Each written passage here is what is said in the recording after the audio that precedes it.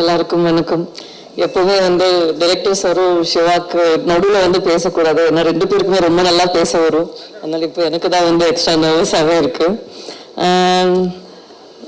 எனக்கு ரிலீஸ்க்கு அப்புறம் ரொம்பவே சந்தோஷமான இருந்த விஷயம் நம்ம படம் ஆரம்பிக்கும் போது ஒரு இம்பாக்ட் ஆடியன்ஸ்ல கிரியேட் பண்ணணும்னு நினைப்போம்ல, அது அந்த 100 crores 200 crores பிளாக் பஸ்டர் அந்த மாதிரி இல்லை. படம் பண்ணும்போது இன்டென்ஷன் ஒன்று இருக்கும். ஐ திங்க் படம் நடிச்ச எல்லாத்துக்குமே அது இருந்துச்சுன்ட்டு. வெரி ரேர்லி இந்த மாதிரி ஒரு படம் நம்மளால பண்ண முடியும். எங்க ஒரு கேரக்டரும் அவங்களோட கேரக்டருக்கு ரொம்ப ட்ரூவா இருக்கிறதுக்கு அந்த மாதிரி ஒரு எழுத்து எழுதி இருக்கணும். நான் அதான் அவர்கிட்ட ஃபர்ஸ்டே சொன்னேன், டைரக்டர் ராஜ்குமார் கிட்ட. அவர் ஒரு ஃப்ளை ஆன் தி வால் மாதிரி. அவர் ஒரு இடத்துல உட்காந்துட்டு அப்சர்வ் பண்ணுவாங்க. ஜட்மெண்ட் சைட்ஸ் எடுத்து அது எதுவுமே இல்லை. ஒரு கேரக்டருக்கும் அவங்களோட இம்பார்ட்டன்ஸ், அவங்களோட ப்ரெசன்ஸை காட்ட வைப்பாங்க. இது எந்த அளவுக்கு இம்பாக்ட் பண்ணியிருக்குன்னா, எனக்கு ஒரு ஃப்ரெண்ட் இப்போ 2-3 நாளுக்கு முன்னாடி மெசேஜ் பண்ணாங்க ரிலீஸ் ஆன அப்புறம். அவங்களோட அப்பாவும் இறந்துருக்காரு. பட் அவர் ஆர்மியில இருந்தில்ல, ஒரு ஜேர்னலிஸ்டா இருந்து. அப்போ அவங்க சொன்னாங்க, நிறைய நாளுக்கு எனக்கு கோபமா இருந்துச்சு அம்மா மேல. ஏன்னா அவங்களோட தாத்தாவும் ஒரு பெரிய சாதனை பண்ணியிருந்தாங்க. அதனால அவங்க ஃபேமிலியில இருக்கிறவங்க சோஷியல் சர்வீஸ்ல இருந்த ஒரு ஃபேமிலி. அப்போ இவங்க சின்ன வயசுல இருந்து இந்த மாதிரி ஒரு செட்டப்ல வளர்ந்ததுனால அவங்களுக்கு ரொம்பவே ஒரு ஏக்கமா இருந்துச்சு. அப்பா எதுக்கு என் கூட இல்லை, அப்பா எதுக்கு எனக்காக இது பண்ணல, அம்மா எதுக்கு அப்பா இப்படி விடுறாங்க அப்படின்ட்டு. ஆனால் இந்த படம் பார்த்த உடனே எனக்கு நிறைய ட்ராமா இருந்ததெல்லாம் ஹீல் ஆன மாதிரி இருந்துச்சு.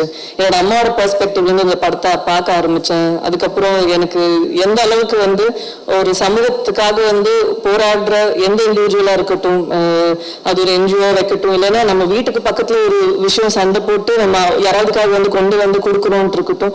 ஸோ ஒரு ஆளும் இன்னொரு ஜீவனுக்காக பண்ற விஷயத்த ஐ திங்க் அவங்க ரொம்ப ஃபீல் பண்ணியிருந்தாங்க. என்னோட அம்மா கூட நான் கொஞ்சம் சண்டை போட்டிருந்தேன்ட்டு. ஸோ இந்த லாட் ஆஃப் வேஸ் நாங்கள் நினைச்சது ஒரு ஃபேமிலியோட ஒரு ஜேர்னி வழியா நம்ம இன்னொரு பெரிய பாப்புலேஷனை காட்டுவோம். இப்போ இருக்கிறாங்க ராணுவ வீரர்கள் எல்லாத்தோட லைஃபை காட்டுவோம். அவங்களோட ஃபேமிலி என்ன எக்ஸ்பீரியன்ஸ் பண்ணிட்டு இருக்காங்க அது காட்டுவோம். ஏன்னா இப்போ நமக்கு நடுவில் இப்போ இங்கிருந்து வெளியில போய் ஒரு மாலுக்கு போனா, இல்லைன்னா ரோட்ல எங்கேயாவது பஸ்ல போனா கூட அவங்க நமக்கு நடுவில் தான் இருக்காங்க. அவங்க பண்ற சாதனை எல்லாம் ரொம்பவே பெருசு. இது தெரியாது. ஆனா இந்த மாதிரி நம்ம ஆன்லைன்ல நீங்க எல்லாம் பேசுறது, இப்போ தியேட்டர் விட்டு வெளியில வரும்போது எல்லாம் அழுதுட்டு பேசுறாங்கல்ல, இதை பார்த்தா ரொம்ப மனசு ரொம்ப வலிக்குது அப்படின்ட்டு. இதெல்லாம் அவங்க பார்க்கும்போது அவங்களுக்கு ஒரு விதத்துல ஒரு சந்தோஷம் கொடுக்குது. அட்லீஸ்ட் எங்களை ரெப்ரசென்ட் பண்ணி ஒரு படம் அங்க வந்திருக்குன்ட்டு.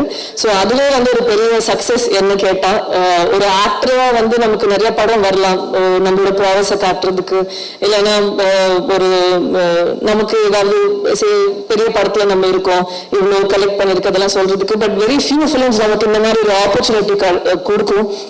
எங்க ஒரு சில ஒரு கம்யூனிட்டி ஆஃப் பீப்புள் பத்தி நம்ம பேசாம இருந்து அதை பத்தி ஒரு கரெக்டா அவ்வளோ ஆத்தென்டிக்கா காட்டுறதுங்க ஒரு விஷயம். அது மட்டும் இல்ல, அவர் ஒரு டைம் டப்பிங் எல்லாம் ஆஸ் ஆக்டர்ஸ் நமக்கு தெரியும் இருக்கிற கண்டிஷன்ஸ் எல்லாம் எப்படின்ட்டு. டப்பிங் ஸ்டுடியோல ஏசி போட்டிருப்பாங்க, ஆஃப் பண்ணுவாங்க, நமக்கு ஒரு குஷன் இருக்கும், நின்றுட்டு பேசுவோம், பிரேக் எடுப்போம். அங்க இந்த படத்துக்கு எனக்கு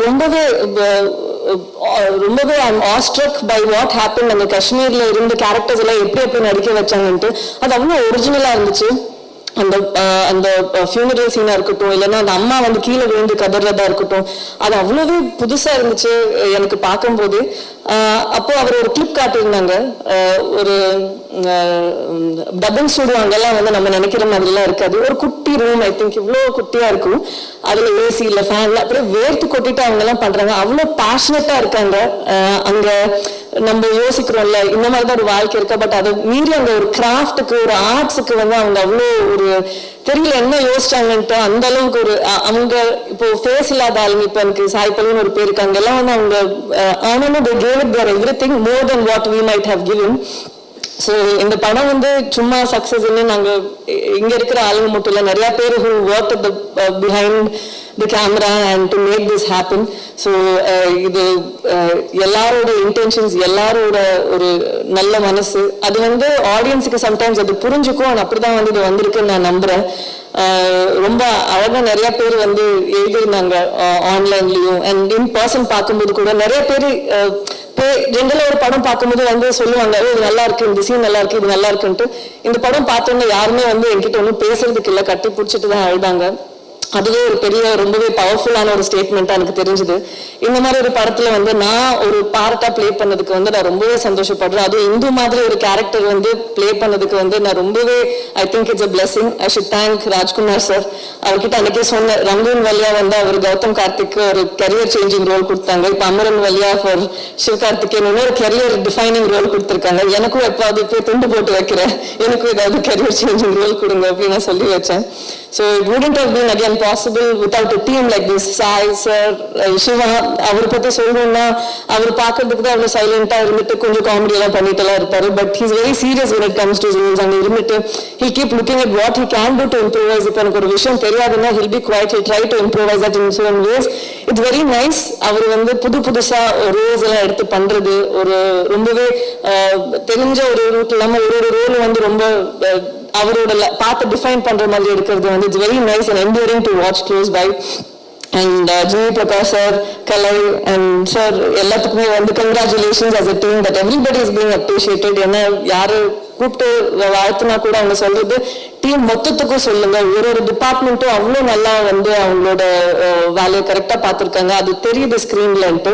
so I'm very very happy. And moreover RKFI Kamal sir, Mahendran sir, ஏன்னா இது வந்து அவங்க மவுண்ட் பண்ண விதம் ரொம்பவே முக்கியம். ஏன்னா இட்ஸ் ஈஸி இது கொஞ்சம் கமர்ஷியலைஸ் பண்ணி இது இல்லைன்னா லவ் ஸ்டோரி அது இல்லாமல் கரெக்டான போய் அங்கே நாங்கள் ஒரு வாரத்துக்கு முன்னாடியே ரிலீஸ்க்கு ஒரு வாரத்துக்கு முன்னாடியே போய் ஆர்மி ஆஃபீஸர்ஸ்க்கெல்லாம் காட்டணும், அவங்களுக்கு காட்டி அவங்க என்ன ஃபீல் பண்றாங்கன்னு பார்த்துட்டோம். அதுக்கப்புறம் ஒரு ஸ்டெப்லயும் வந்து கபிலன் அவங்க எல்லாம் இருக்காங்கல்ல. So everywhere they did what was important for the film to go reach the audience in the right way. இல்லைன்னா சம்டைம்ஸ் நம்ம வேற ஒரு படத்தை எதிர்பார்த்துட்டு வந்து வேற ஒரு படம் பார்க்கும்போது ஒரு ஜோட் தெரியும். So it was done so beautifully and கரெக்டாக மவுண்ட் பண்ணி எடுத்துட்டு போய் ஆடியன்ஸ் கிட்ட சேர்த்ததுக்கு I have to thank RKFI, Mahendran sir, Kamal sir and அவ்வளோதான். ரொம்பவே நன்றி. Thank you so much. தேங்க்யூ.